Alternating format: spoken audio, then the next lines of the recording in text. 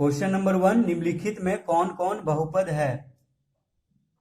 तो देखिए ये है पहला का क्वेश्चन। तो पहला में x square plus 3x plus 6। तो देखिए x का घातांक 2 है, तो 2 एक पूर्ण संख्या है। तो देखिए यहाँ पे घातांक 2 हुआ, यहाँ पे x का घातांक 1 है, तो यानी पहला जो है बहुपद है। ठीक है, तो पहला में हम ऐसे टिक लगा देते हैं अभी, उसके बाद आंसर लिखेंगे। दूसरा देखिए, दूसरा x प्लस 2/x। तो यहाँ पे देखिए, तो देखिए x प्लस 2/x है, तो इसको हम इस तरह लिख सकते हैं। देखिए दूसरा हम यहाँ पे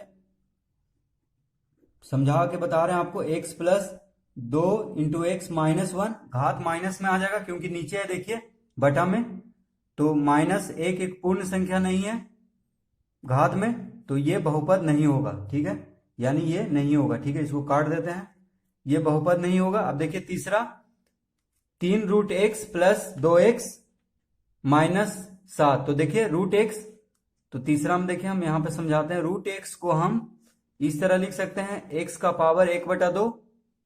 ठीक है, तो 1/2 एक पूर्ण संख्या नहीं है, देखिए यहाँ पे भिन्न आ जा रहा है, तो ये भी बहुपद नहीं है। ठीक है, अब देखिए 4 में, तो 3x का घात माइनस 2, यहाँ पे देखिए माइनस में आ गया घात, तो माइनस में नहीं आना चाहिए, हमेशा एक पूर्ण संख्या रहना चाहिए और धनात्मक में।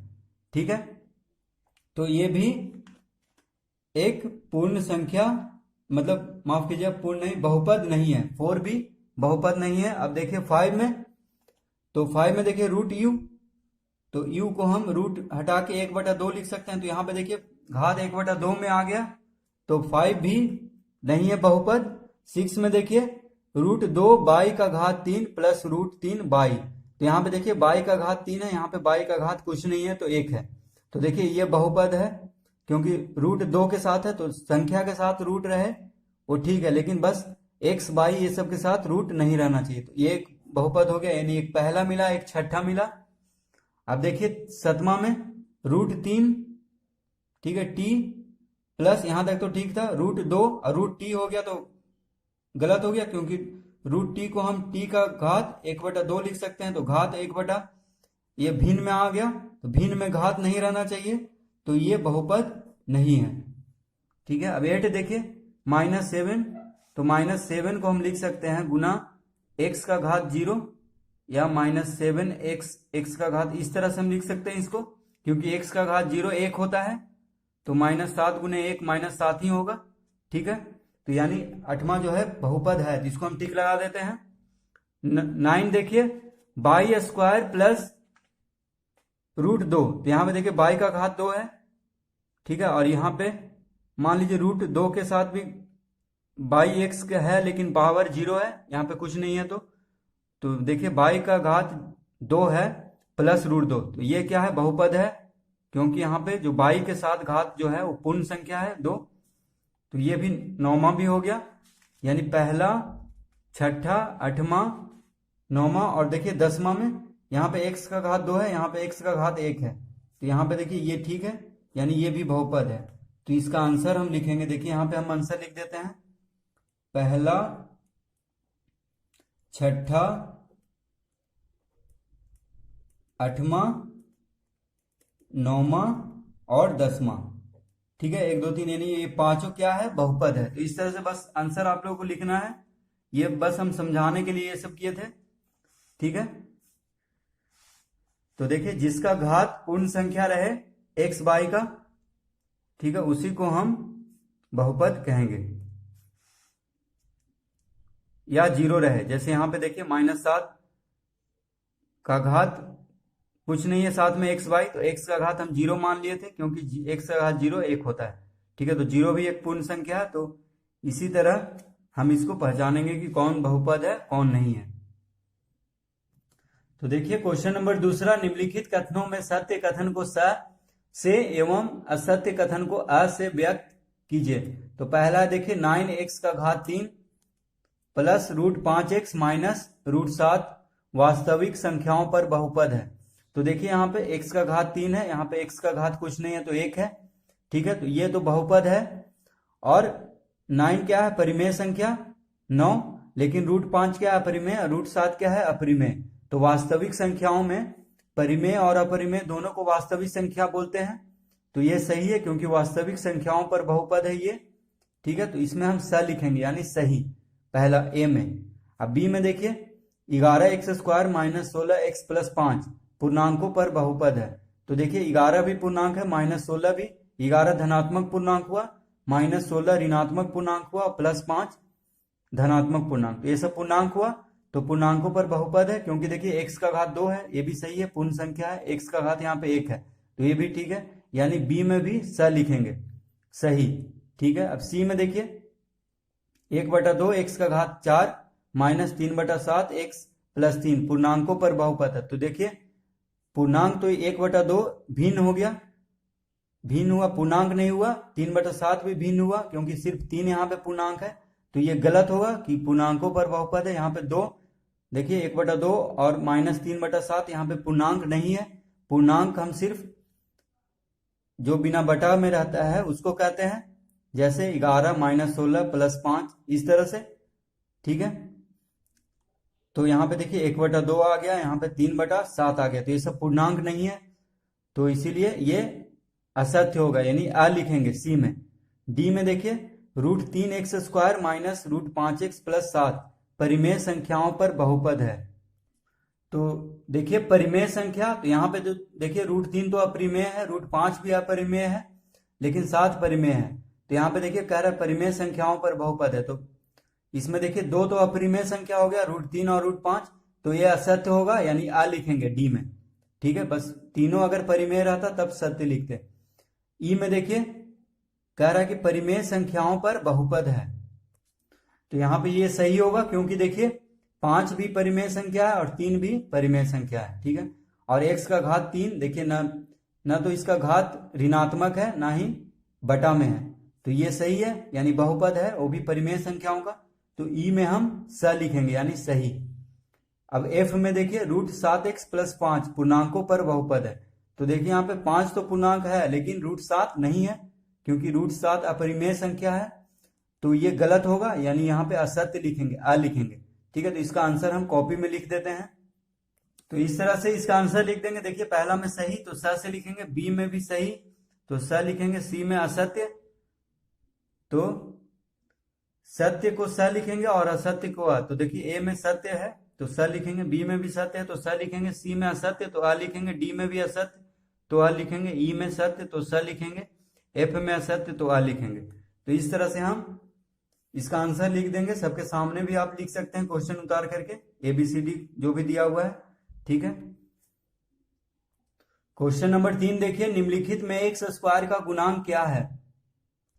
तो देखिए ये रहा क्वेश्चन, तो कह रहा है x² का गुणांक। तो पहला हम देखिए 2 + x + x² यहाँ पे है, तो इसके साथ कुछ नहीं है तो 1 है। ठीक है, एक x² इसको हम लिख सकते हैं। ठीक है, जैसे यहाँ पे मान लीजिए 1 लिख देते तो एक x² हो जाता, तो इसका गुणांक क्या है? कुछ नहीं है तो 1, तो हम लिखेंगे 1। ठीक है, इसका x² का गुणांक क्या हो गया? 1, तो इसका आंसर हो जाएगा, तो बराबर 1 लिखेंगे। ठीक है, अब देखिए इसमें दूसरा में, तो इसमें x² तो कहीं दिख नहीं रहा है। ठीक है, x³ - x + 5 है, यानी x है, x का घात 3 है, लेकिन x का घात 2 नहीं है, तो यहाँ पे x² ही नहीं है, तो उसका गुणांक क्या होगा? 0 होगा, तो यहाँ पे हम 0 देंगे। ठीक है, अब देखिए तीसरा में π/2 x² + x। ठीक है, तो यहाँ पे देखिए x² किसके साथ है? π/2 के साथ है, तो x² का गुणांक यानी गुना हो रहा है, π/2 गुना x², तो गुणांक मतलब जो साथ में है या गुना हो रहा है जिसके साथ, तो यहाँ पे हम लिखेंगे π/2, इसका गुणांक x² का गुणांक क्या हो गया? π/2। अब देखिए 4 - x², तो यहाँ पे देखिए x² का गुणांक। ठीक है, यहाँ पे जैसे देखे थे कि x² का गुणांक 1 था, क्योंकि यहाँ पे प्लस का चिन्ह था, यहाँ पे देखिए माइनस का चिन्ह है, तो इसके साथ क्या गुणांक है? -1। ठीक है, -1 गुना x², तो x² होगा, क्योंकि 1 लिखें या ना लिखें बात बराबर है। ठीक है, कोई फर्क नहीं पड़ता है, तो यहाँ पे -1 होगा x² का गुणांक, अब देखिए 5 में, तो 5 में जब एक्स स्क्वायर है ही नहीं तो उसका गुणांक क्या होगा, 0। ठीक है, तो इस तरह से हम इसको क्वेश्चन नंबर तीसरा भी हल कर लेंगे। क्वेश्चन नंबर 4 देखिए, निम्नलिखित में बाई का घात 3 के गुणांक लिखें। तो देखिए ये रहा क्वेश्चन, पहला में है 1 माइनस बाई का घात 3। तो देखिए बाई का घात 3 का गुणांक यहाँ पे क्या हुआ, तो बाई का घात 3 के साथ कुछ नहीं है तो 1 है, और यहाँ पे माइनस का चिन्ह लगा हुआ है, तो यहाँ पे इसका गुणांक क्या होगा, -1। ठीक है, बाई क्यू का गुणांक। अब देखिए इसमें, तो इसमें भी माइनस बाई क्यू है, बाई का घात 3 माइनस में है, तो यहाँ पे भी -1 ही होगा, क्योंकि कुछ नहीं तो 1 है, और 1 के साथ क्या लगा हुआ है, माइनस। ठीक है, तो -1 होगा इसका गुणांक, यानी बाई क्यू जिसके साथ गुना हो रहा है वो 1 है। ठीक है, बस चिन्ह जो लगा हुआ है वही चिन्ह देंगे। अब देखिए यहाँ पे बाई क्यू किसके साथ गुना हो रहा है, बाई का घात 3 4/3 के साथ, तो इसका आंसर क्या हो जाएगा, 4/3। ठीक है, यानी बाई क्यू जो है जिसके साथ गुना हो रहा है उसी को गुणांक कहते हैं, तो 4/3 यहाँ पे इसका आंसर देंगे। और ये सब में कुछ नहीं है इसके साथ, बाई क्यू के साथ, तो बस -1, यहाँ पे माइनस है तो -1, अगर यहाँ पे प्लस रहता तो सिर्फ 1 लिखते हैं। अगर यहाँ पे देखिए यहाँ पे भी माइनस है तो -1 लिखेंगे, अगर प्लस रहता तो सिर्फ 1 लिखते हैं। क्वेश्चन नंबर 5 देखिए, निम्नांकित में कौन सा बहुपद मानक रूप में है। तो देखिए मानक रूप कहते हैं कि x का घात, जो x का घात है उसको या तो आरोही क्रम में या अवरोही क्रम में।